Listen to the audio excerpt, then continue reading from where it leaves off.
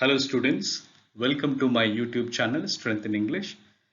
Today we are going to see the poem The Darkling Thrush, written by Thomas Hardy. Specifically, we are going to look at brief idea and themes of the poem.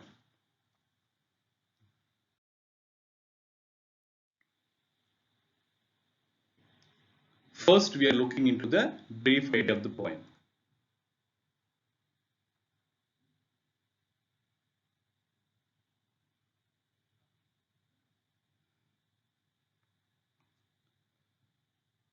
This particular poem, that is Darkling Thrush, originally titled by the century's deathbed 1900, was published on 29th December 1900 and was later included in the collection entitled Poems of the Past and the Present in 1903.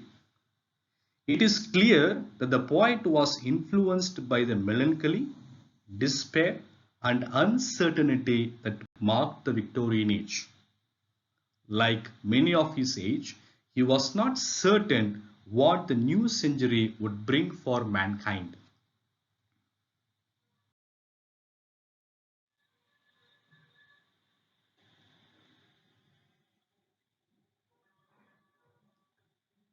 In the poem, the poet imagines that the 19th century has just died and that its dead body will be buried in the canopy formed by the clouds above.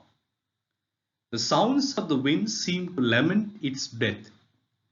The whole wintry scene depicted by the poet is desolate and dreary. The poet, looking at the scene, feels gloomy.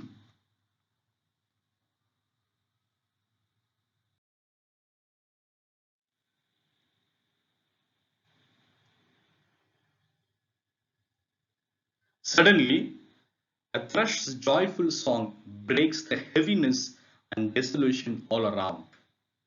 Nothing around the poet shows any sign of joy or peace. The poet wonders what has made the thrush happy.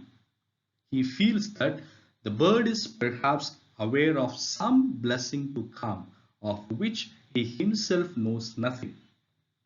The poem seems to end on an ambiguous note. The contrast between opposite feelings of sadness and happiness is beautifully worked out through striking images.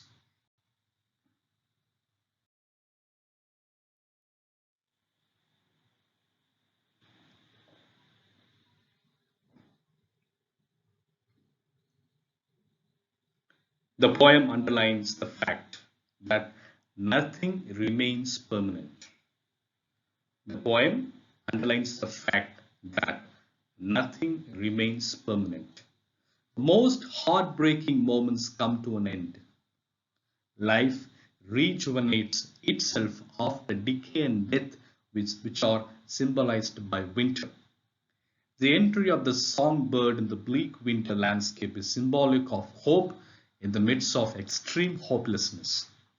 In fact, this songbird is a metaphor for the poet's own conscience, as the bleak winter landscape is a metaphor for the 19th century on the way out.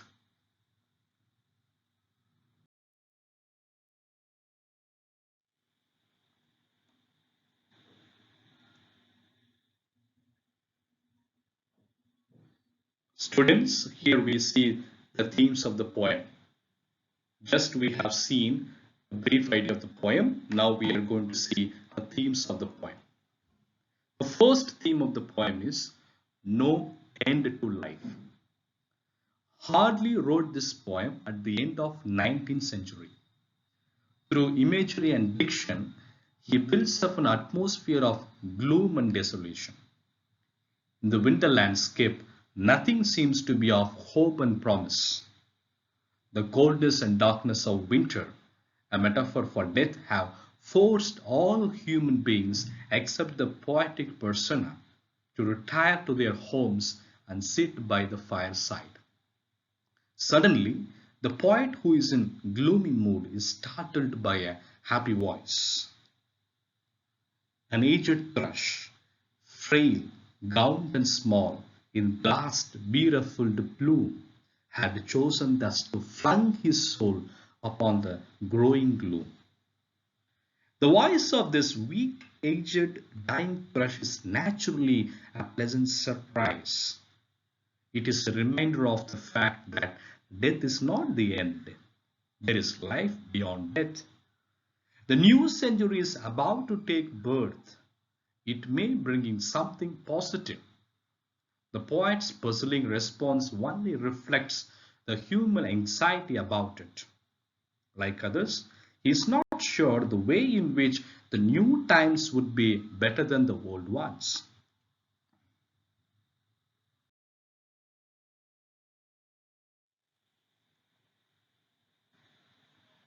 Students, another theme of the poem, man versus nature. The nature imagery with frost, winter, the land, the sun, the sky, and the clouds is predominant. There is a song of a little bird, and there is no sign of humans except for the speaker. Nature, in whatever mood, seems to be dominant. The only human being present is the speaker. He does not seem to fit in. He finds no charm in nature. Even the joyful song of the bird only puzzles him. There is no communication as such between man and nature. Both are indifferent to each other.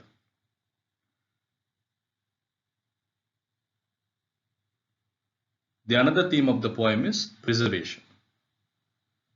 The Darkling Thrush is about a little bird who takes on the big world. There is no hope for it or for anyone else outside. It is cold and awful. Everything looks gloomy in the setting sun. The human beings, except the solitary speaker, are shut in their homes. The voice of a weak, aged thrush comes as a pleasant surprise. It may be puzzling to the gloomy speaker, but it clearly reveals a small bird's heroic attempt not to be browbeaten by the gloominess prevalent everywhere. It sings perhaps just to pass time, or it may be its way to face the inevitable.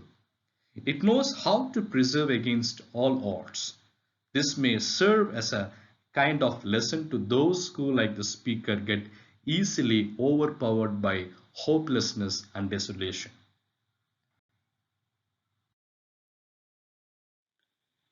Dear students, thank you so much for attending this session and learning. I hope that this video made very clear about the brief idea of the poem and secondly the themes. As you are preparing for the exam, keep in mind the brief idea will give the entire subject matter of the poem. This will give clarity about the poem. So therefore, you watch this video, understand it. And secondly, themes. Themes play a very important role in understanding with what purpose the poem has been written. Okay, students? So all the best. The same time, after watching the video, kindly put forth your comments. If you really like it, click the like icons and kindly subscribe this channel. Okay, subscribe to this channel and then you can tell your friends, relatives, students, teachers, all of them, those who are really in need of learning. You can forward this particular channel to everyone. So therefore, let us make a place good for good teaching and good learning. Thank you so much, students. God bless everyone.